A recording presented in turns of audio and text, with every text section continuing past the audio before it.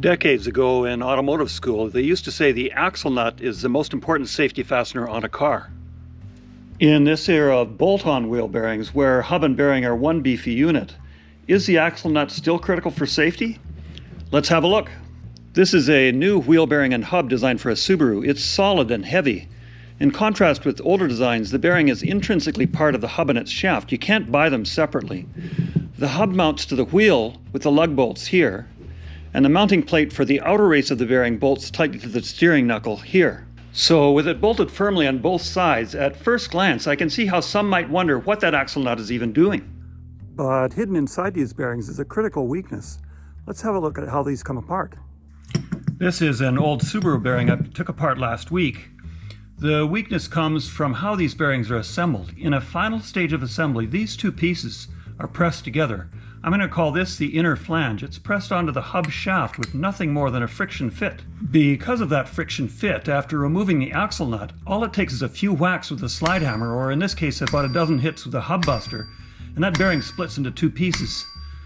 This girl really fought me.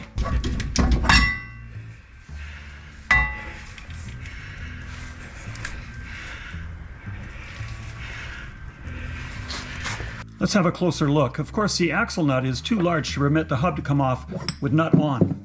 The wheel bearing has two sets of ball bearings, each held in a cage. This is the outboard set.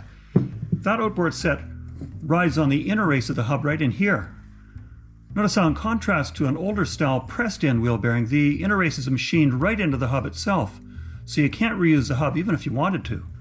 The inboard cage came off as I removed the bearing. It rolls here on the outer race, and here on the inner race machined into the flange that holds everything together. So when the axle is installed, splines of the axle mesh with the inner splines of the hub, and notice there's a shoulder on the axle right here that presses right up against the inner flange. It's the axle nut that pulls all of it together, so the axle, hub shaft, and both inner races move as one. Notice how the diameter of the axle here is so large that it won't fit through the knuckle even if the hub and wheel were to fall off. So when you carefully torque down the axle nut, it's squeezing the two inner bearing races together, applying axial preload on those two sets of bearings to prevent vibration and axial road forces from pulling it all apart. It's that axial preload that prevents early bearing failure. So even with bolt-on wheel bearings, that axle nut is critical for both occupant safety and also bearing survival. Thanks for watching.